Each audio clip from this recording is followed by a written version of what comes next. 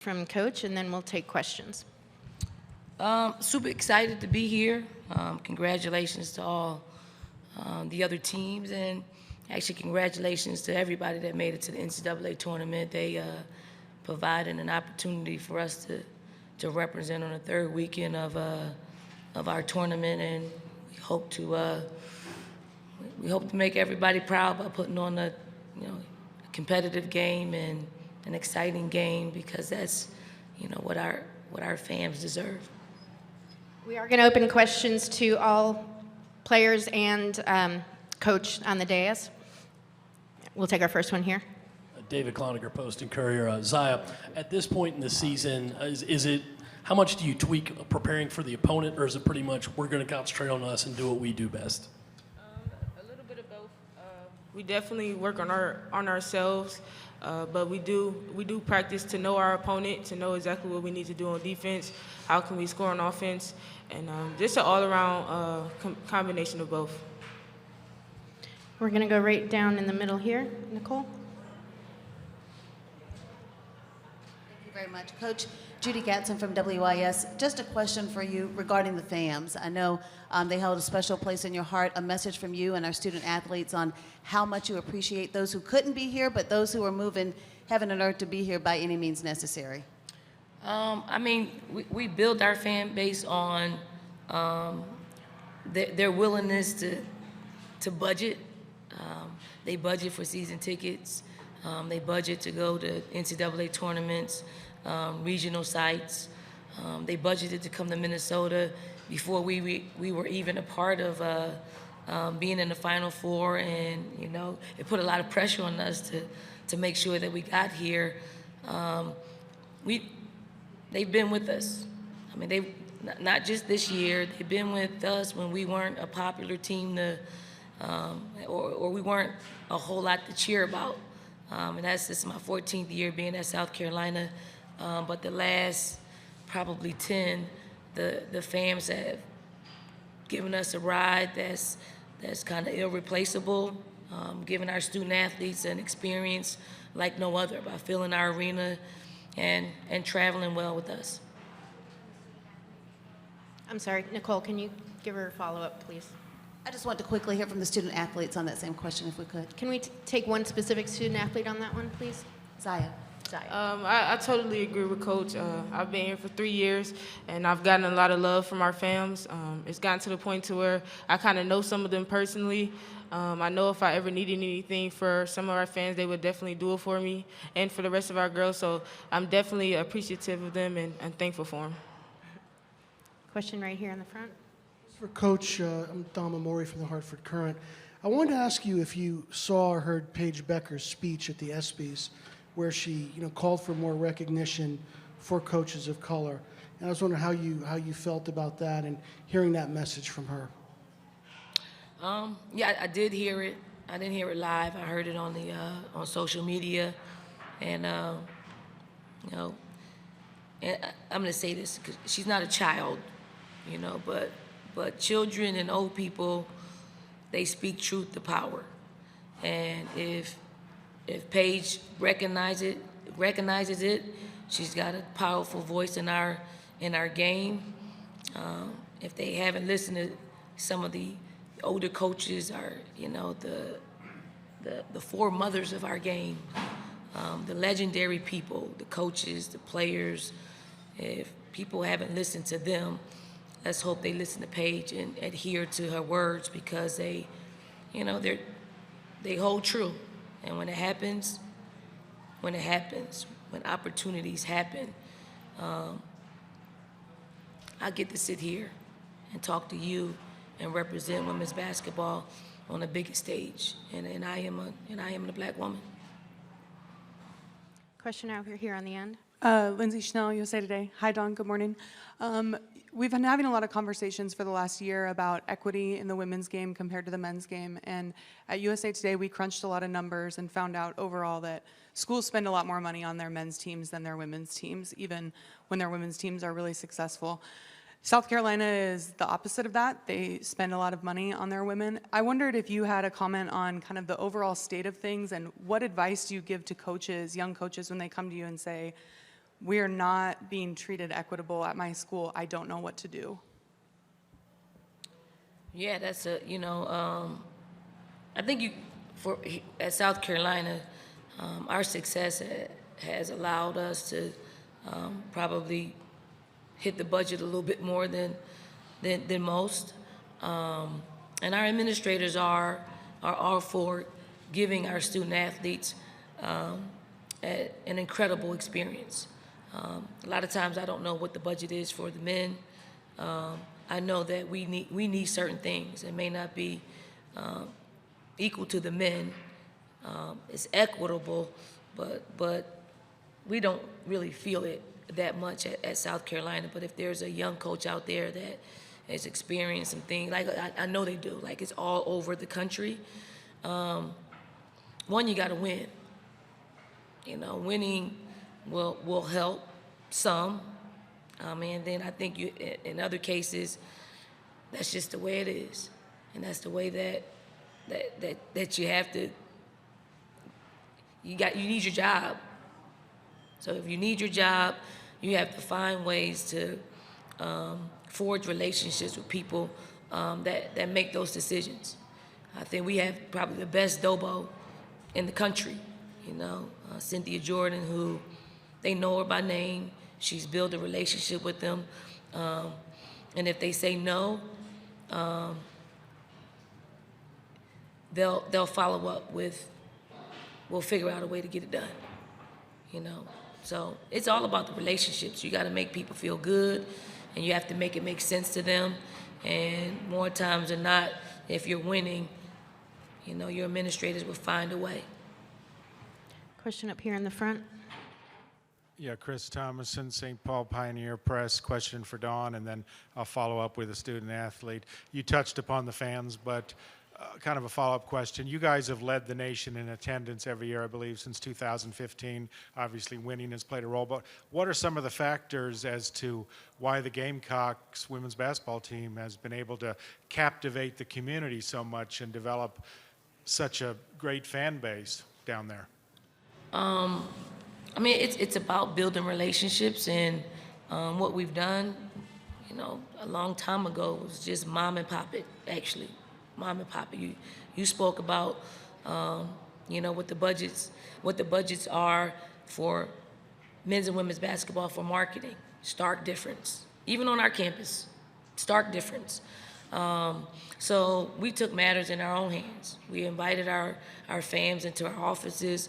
We create opportunities for them to get to know us as people, and then in return, word of mouth. They bring friends. They buy season tickets, just to invite people to our games. And once you come into our environment, it looks like no other. It looks like no other sporting event on our campus. And that's a mixture of all kinds of races and ethnicities. And I know a lot of friendships have been forged because of, the environment that we create within our arena. So it is access. We give our fans access to us, and in return, they fill our arena. I'll follow up then with Brea. What's it like? A program that was unheralded not that long ago, you draw more fans than UConn, more fans than Tennessee. What is that like, that it's become kind of a women's basketball dominated area down there a little bit? Yeah, it's kind of crazy because you really feel the love in the community. You can go to the store and run into somebody and they're like, oh my gosh, just freaking out. It's just, it's like a family, and I think that's the most important thing. You're playing in front of people who support you 100%, and it's about, the engagement after games, waving to them, getting to know them. Like Zaya spoke on, I got to know a few personally, and they're just great people. We'll take the next question down here in the corner. Hey ladies, Claire Hanna with TSN in Canada. You've called Letitia, Dawn, one of your most versatile players. I know she can play post, she can play guard. How valuable is a player like that when you get to this juncture in the tournament? And then I'll ask a follow-up to one of the players. It's a real luxury to have LA because she can do so many things. And I really don't think she's actually scratched the surface as to the player that she's going to become. I think probably The college game is, the court is probably a little bit too small for her. There's a lot of zone being played, a lot of sagging, so you don't really get the feel for what she can really do. There are spurts in where she just looks incredible. Like I truly believe in her, and I believed in her, after her first ACL. I believed in her after her second ACL because I know she is not only incredibly smart. She's got a gift and she's got a curse. She's super stubborn. Stubborn's got her through 2 ACLs, and I'd rather have them wired that way than duds where you got to motivate. You don't have to motivate her. She comes to practice and games ready to rock and roll, and she's that that aggressive player that you always need somebody like that in your locker room. And I see a lot of you guys nodding your heads. If anybody wants to fill in, what's it like playing with a player like that on the court? I love playing with her. Just being able to know that she can handle the ball outside the paint or inside the paint. It's exciting. I love watching it. I enjoy it. I'm ready to see her dunk, of course, in the game like everybody else. So we're looking forward to that coming. Thank you, Victaria. And question here in the front. Mike Eva, Gamecock Central. Don, I'll ask you this first. We've heard all season that last season is last season, but at the same time, too, you guys are human. Do you think about that at all, though, in terms of a chip, in terms of any type of motivation to be able to get back here throughout the season? And, if it did disappear, when did that disappear going back to last year? For me, last year is in the past. I think what anyone does is you compartmentalize it. It is there as part of your journey. So good, bad, or indifferent, it's a part of who we are. Like, it was supposed to happen. Like, our paths are divinely ordered.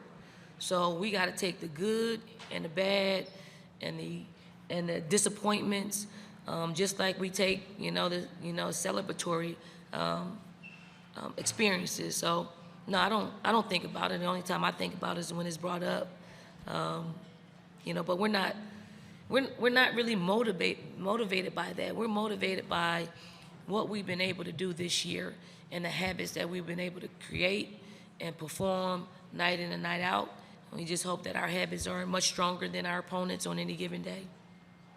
I'll take a question right here in the middle. Rick Henry, WIS-TV, Columbia, South Carolina. This is for Coach Staley and a follow-up with Zaya. Don, how challenging is it for a player like Destiny Littleton to keep herself engaged and ready to go when you put her in the game, especially when you're looking for some instant offense from her? Yeah, it's hard. It's hard. You have to be mentally tough in order to handle Destiny's role for our basketball team. And here's the trick: you got to tell them the roles very early on, and then you have to remind them that this is what it is. We've asked all of our players, every single player, we've asked to make a sacrifice to make this year special. And sometimes that's playing a whole lot, sometimes that's playing a little, sometimes it's playing, not playing at all. On any given day, we're in a position where we have some players that are just situational. Like, this is your situation. You just have to make sure that you're ready for when your number's called, and more times than not, when Destiny Littleton's number has been called, she's answered the bell. So if you could just respond to what's it like when she gets into the game, Destiny gets into the game, she starts scoring right away, and what about her attitude and how she keeps everyone up during the game? I think it's super good for her, especially just reflecting from last year to this year. I think she's in a way better positive state of mind. I love when she gets out there because I know, of course, if I drive, I got a kick for her. Sometimes late shot clock, if I don't have a shot, I know Destiny's there to knock it down. And I'm just happy that every time she gets in, like Coach said, she does execute and what is needed to be done from her. Question here. Hi, Don, me again. I wondered if you could talk about Destiny Henderson a little bit. I wondered, when you go out and recruit point guards, are you looking for someone who was like you as a player, feisty, defensive-minded? How is she like you? How is she different? And then do you guys ever play one-on-one? And do you lock her down? And I would actually love if Z could comment too, because you know both of them and can give us an honest perspective. We started recruiting Destiny Henderson, you know, not as a toddler, but she was that small. You would think she.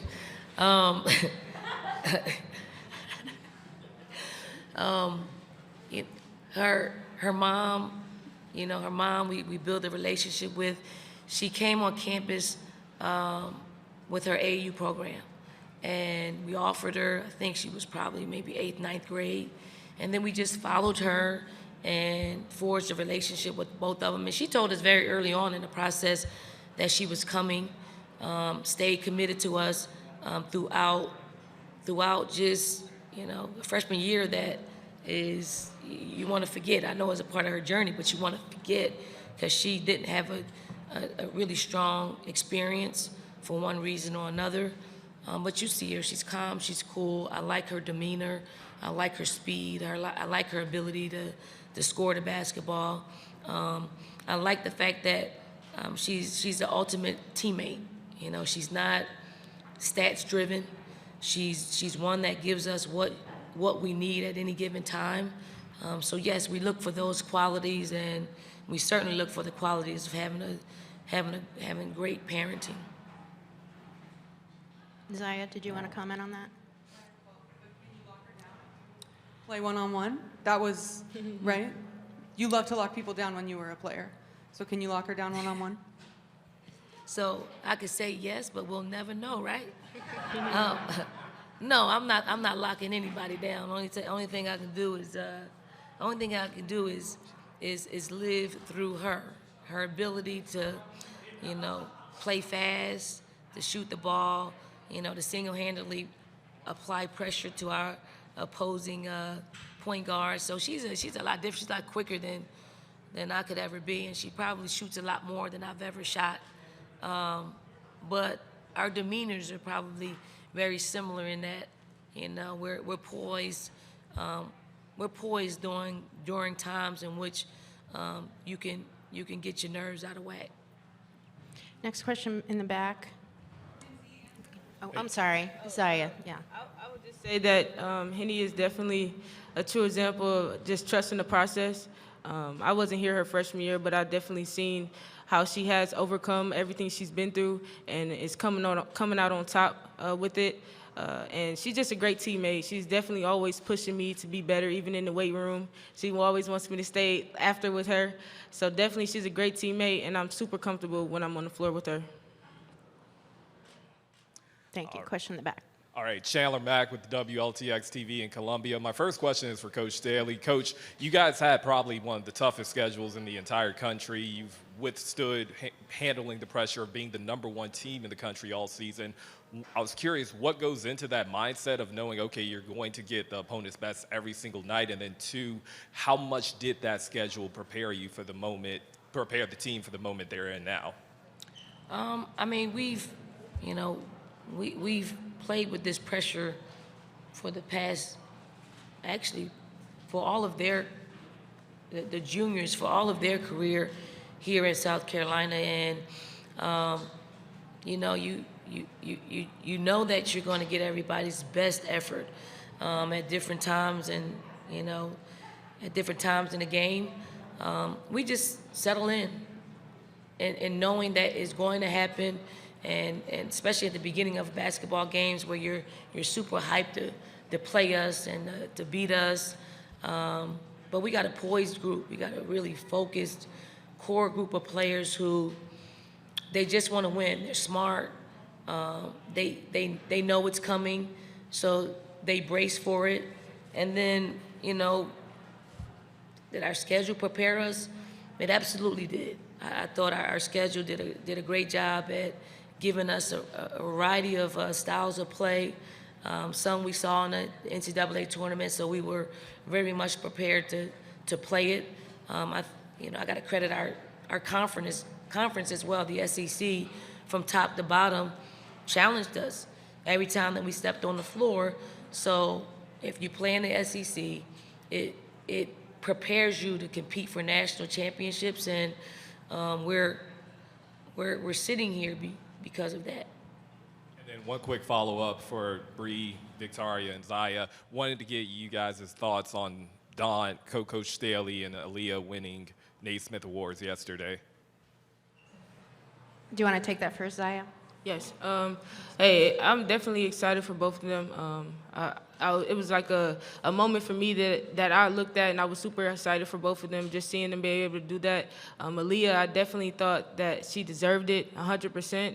And even if she didn't get the award to us, she would have been our player of the year. And Coach, I mean, she's the GOAT. So I kind of figured she was going to get it. But definitely super excited for both of them. I was really excited to be able to get to see both of them win those awards, and just to be a part of the team to help Aaliyah and prepare her for everything that she's been through. I mean, it's been exciting getting to see her grow from her freshman year to this year, and I'm excited for her to see what she has to come later on. I say the same. Like, it's exciting to see it, but it's more exciting to be coached by and to play next to her. I think you get to learn so much, you know, just watching and listening. I think that's really like the best part for me. Another question in the back corner. Cam Gaskins with ABC Columbia. This is for Zaya and Brea. Coach Staley kind of alluded to the pressure that y'all have felt from when you stepped on campus as freshmen. I'm curious, with the expectations that have been set around your class specifically, do you feel any extra pressure with that, or does it sort of line up with the internal expectations you guys have had for yourselves to get to this point and ultimately to a national championship? I don't really think it was any pressure. I think my freshman year it wasn't so much pressure because Ty and Kiki did such a good job of just putting us in our roles. Like we knew what our roles were. We didn't get outside of that, and they just taught us exactly what we needed to do. I think sophomore year, it could have been just a little pressure, just knowing that we don't have them anymore. So now we have to step up to the plate and know what to do out there with the team. Until this year, I don't feel any pressure at all. I think we're pretty comfortable into what we have to do, and we've been doing a pretty good job at it. Yeah, I think a lot of the time, I know for like myself personally, I don't really tend to try to feel pressure or put pressure on myself, because that's when, like, you know, the boat gets a little rocky. I like to stay, you know, in the middle, not too high, not too low. So I think really in a good place. Question here in the middle. Hi, Don. Congratulations on your season. This morning there are about 850 women in the portal this morning. I don't think you have any, that I can notice any transfers on your roster. And how do you feel about the portal? You obviously don't need it, I guess. But how do you feel about the portal? And Oh, we do. you do? Who was that? Why would I tell you that? So the portal, you know, I think the portal is much like social media. It's a fad. It's a big old fad that just keeps continuing. There are more people in the portal than there are scholarships, and the effect on freshmen, sophomore, juniors, and seniors in high school, they're going to feel it because most teams will look for just a little bit more experience of having played on this level. Some of them want to move up, some of them want to move down, the people that are in the portal.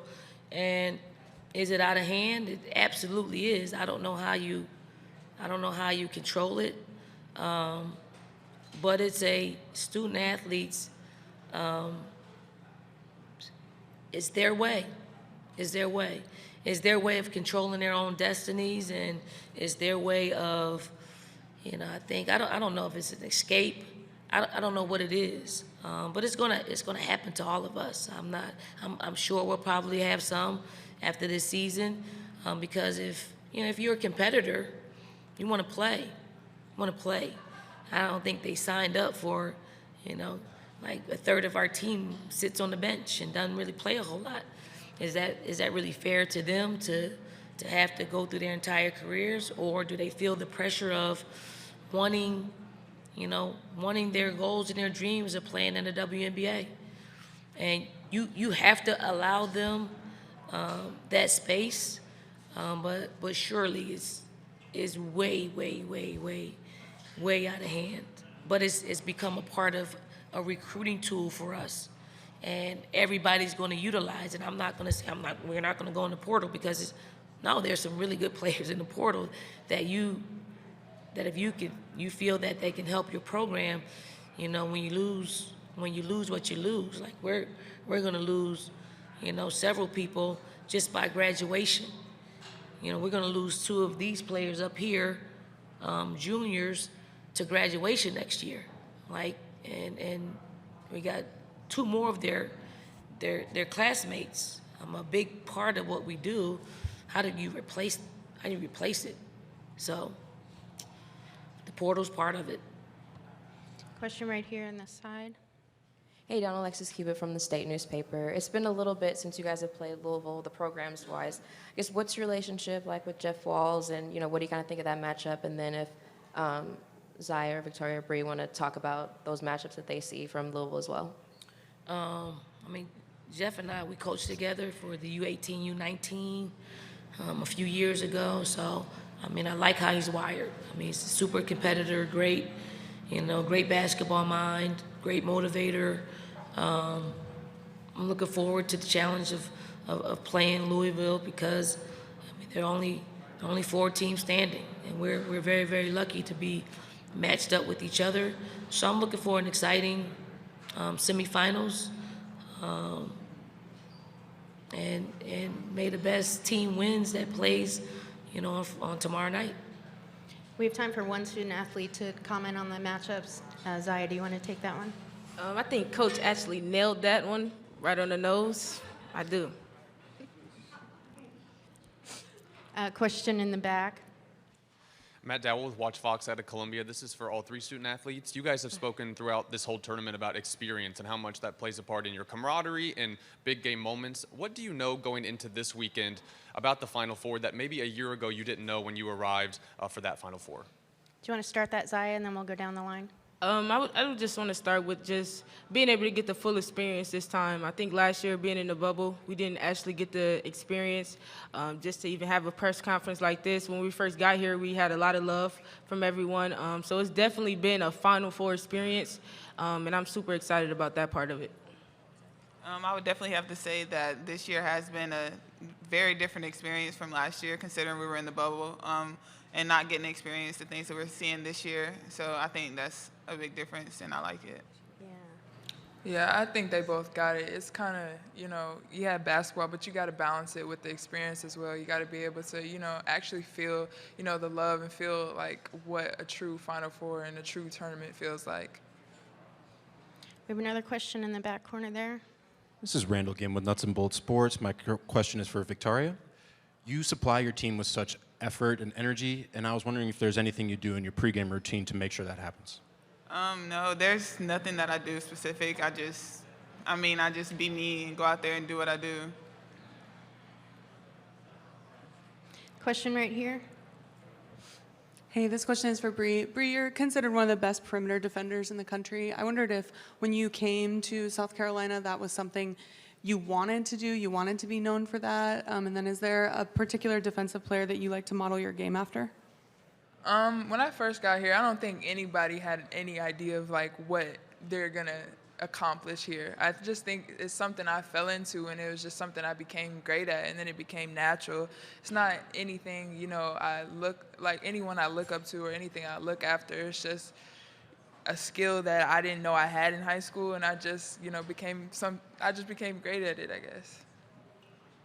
Question in the front row here.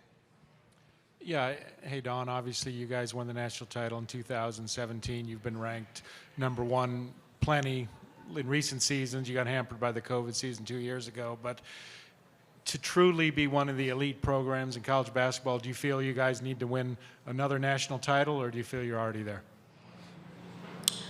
At the end of the day, we're going to be judged by championships, and that's the thing that most people remember. Do we feel pressure to win? Yeah, because we're a pretty good basketball team. We're here.